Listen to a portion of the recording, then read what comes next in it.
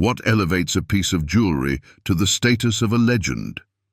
It is not the carat of the stones or the purity of the metal, but the story woven into its cool radiance. The jewels of the world's most eminent figures are more than mere accessories. They are silent witnesses to entire eras, keepers of secrets, of love, and of tragedy. They have seen coronations and exiles, heard oaths of allegiance and whispers of conspiracy. Have you ever wondered, if diamonds could speak, what tales they might tell? Today, we shall open a treasure chest that belonged to the British royal family and encounter one of the most mesmerizing masterpieces of jewelry from the Victorian era. This is not just a tiara. It is a frozen symphony of light, a poem rendered in diamonds known as the incomparable tiara of the Dukes of Fife. Our journey begins in the late 19th century, an age of opulence and strict mores under the reign of Queen Victoria. The Queen herself and her beloved consort, Prince Albert, established a beautiful family tradition. Every marriage in their expanding lineage was marked by the gift of a truly magnificent jewelry masterpiece. These gifts were not merely symbols of status, but tangible emblems of love, continuity, and the hopes vested in the new union. When the time came for the Queen's granddaughter, Princess Louise of Wales, the eldest daughter of the future King Edward VII, to marry, this tradition was observed with extraordinary splendor. Subscribe to our channel if you haven't already. Many more fascinating videos are on the way. And now, let us continue. The princess's chosen husband was Alexander Duff, the 6th Earl of Fife, a man considerably older than his bride. The age difference was a full 18 years. He was one of Britain's wealthiest aristocrats, and for his royal bride, he desired something utterly exceptional. On the occasion of their wedding in 1889, just 2 days after which Queen Victoria bestowed upon him the title of Duke of Fife, he presented Louise with a gift that would forever be etched in the annals of jewelry artistry. It was a tiara unlike any other.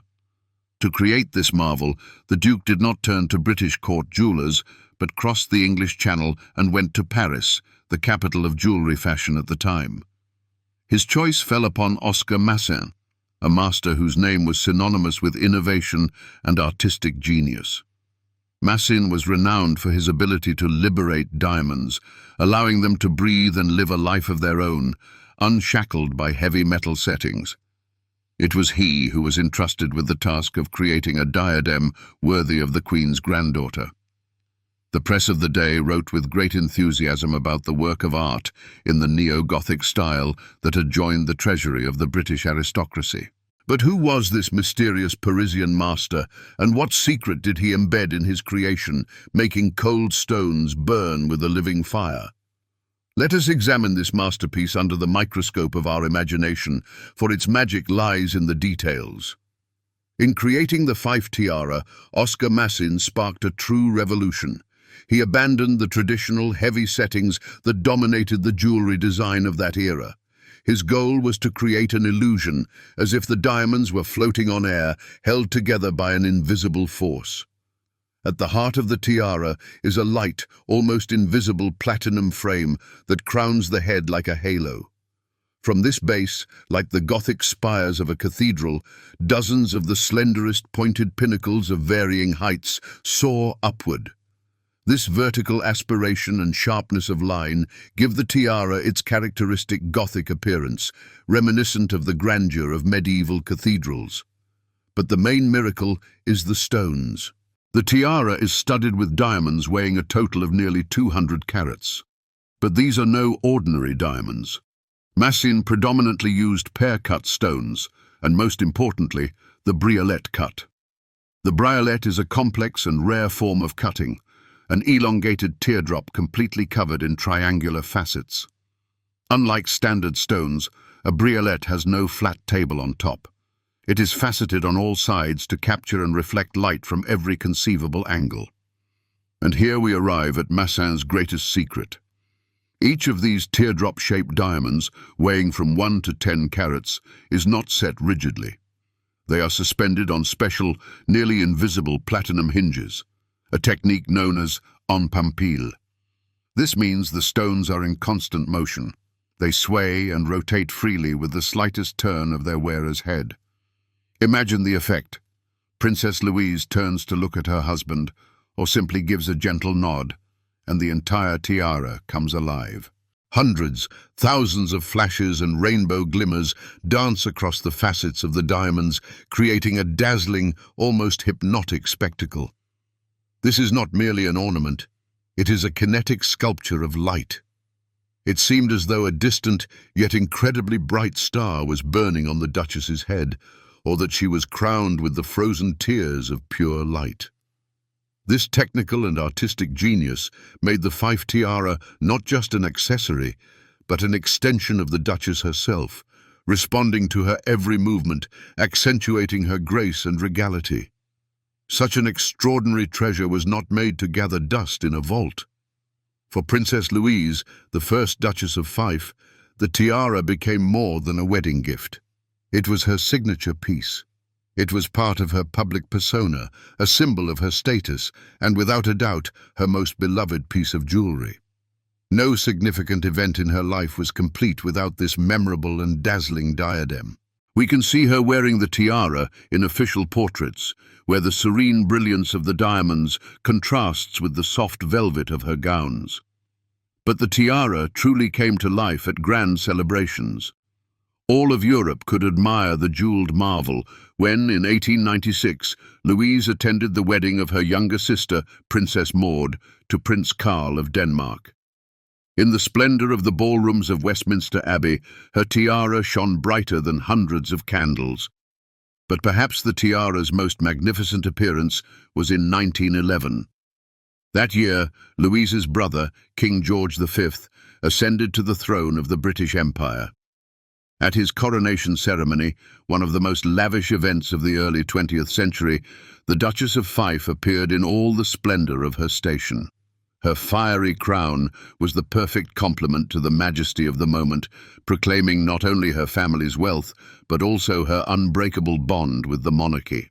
However, behind the glamour of courtly life lay a personal family history filled with both joy and sorrow. The marriage to the Duke, despite the age difference, was a happy one.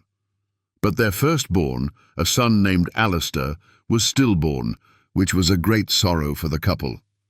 Soon, however, two daughters were born, Princess Alexandra and Princess Maud.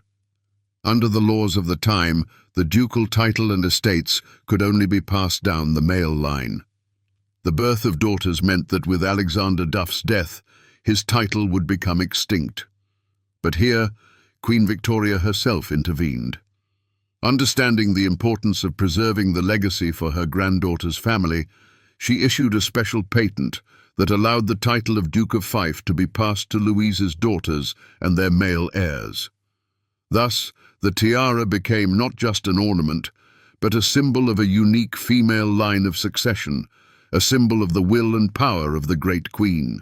Tragedy struck the family in late 1911. During a voyage to Egypt, the ship carrying the Duke and his family was wrecked off the coast of Morocco. Although they all survived, the Duke's health was undermined. He contracted pleurisy and died in Aswan in January of 1912. After the death of her beloved husband, Louise began to lead a very secluded, almost reclusive life. She rarely appeared in public, preferring solitude. And the radiant tiara, once a symbol of her happy marriage, now became a bitter reminder of a lost love. She locked it away in her treasury, and the diamond stars were extinguished for a long time. But for a relic so steeped in memories of love and loss, the story could not end there. It was born to shine and awaited its new owner. How did the fate of this masterpiece unfold as it passed into the hands of the next generation? Upon the Duke's death, his title and all his property, including the magnificent tiara, passed to his eldest daughter, Princess Alexandra, who became the second Duchess of Fife in her own right. Alexandra was a woman of a completely different character than her mother. She was energetic, led an active social life, and even served as a nurse during the First World War. For her, the tiara was not associated with tragic memories. On the contrary, It was a legacy she was proud of and wore with pleasure. Throughout her long life, Alexandra would periodically retrieve her parents' jewel from her personal treasury to adorn her hair for the most formal occasions. The tiara once again sparkled at court balls, state receptions, and the weddings of a new generation of the royal family. Alexandra, having married her first cousin, Prince Arthur of Connaught, strengthened her ties to the royal house, and the Fife tiara remained one of the most prominent jewels in the extended royal collection. After Alexandra's death in 1959, as her only son had predeceased her, the ducal title and the tiara passed to her nephew, James Carnegie, who became the third Duke of Fife. He and his descendants treated the family relic with great reverence. The tiara was carefully preserved and considered the primary treasure of the House of Fife. In modern times, the diamond diadem has been worn by both the wife of the third Duke and his daughter, continuing a tradition established over a century ago. To the general public, the tiara remained a legend, seen only in rare photographs. But in 2018, thousands of people had a unique opportunity to see it in person. At Kensington Palace, the former home of Queen Victoria, a grand exhibition opened titled Victoria Revealed, dedicated to the life and legacy of the great monarch. And among the exhibits telling her story, the Fife tiara shone, a wedding gift to her granddaughter, the most brilliant example of the jewelry art of her era. Visitors to the exhibition stood mesmerized before the display case, watching as the very floating diamonds of Oscar Masson came to life under the spotlights.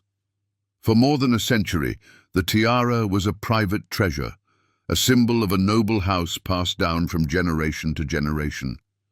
But in the 21st century, clouds gathered over its fate, and a real threat emerged that this national masterpiece might leave the shores of Britain forever. What happened to endanger the future of the legendary adornment? In the modern world, possessing aristocratic titles and historic treasures comes with enormous financial obligations. One of the heaviest burdens for old families in the United Kingdom is the inheritance tax. When the third Duke of Fife passed away, his heirs were presented with a bill for a colossal sum. To settle this debt, the family was forced to consider selling their most valuable asset, the incomparable Fife tiara. News of a possible sale sent shockwaves through the world of collectors and art connoisseurs. A tiara of such historical and artistic significance would have undoubtedly been sold at international auction for a fabulous sum. Most likely, it would have been acquired by a private collector or a foreign museum, and Britain would have been forever deprived of one of its cultural treasures. The image of the legendary tiara leaving the country where it had been a symbol of royal history for over 100 years seemed unthinkable. And then, the government of the United Kingdom stepped in. The country has a unique program called Acceptance in Lieu. This scheme allows private individuals to transfer outstanding works of art, cultural and historical artifacts to the state in payment of inheritance tax. It is an ingenious mechanism that, on one hand, helps heirs settle their debts, and on the other, preserves vital objects of cultural heritage for the nation. The Fife family and British authorities reached an agreement. The tiara was valued, and its worth covered a significant portion of the tax debt, which amounted to about £1,400,000 sterling. Thus, instead of being sold into obscurity, the Fife tiara was officially transferred into the ownership of the British nation. It ceased to be a private treasure and became a treasure for the public. Today, it is held in the national collections and is periodically displayed in museums so that everyone can experience its dazzling beauty and rich history. Thus concluded another chapter in the destiny of this jewel. The journey of the Fife tiara is an astonishing one. It was born as a symbol of one man's love for his royal bride. It became a witness to the triumphs and tragedies of one family. It was a carefully guarded inheritance for several generations.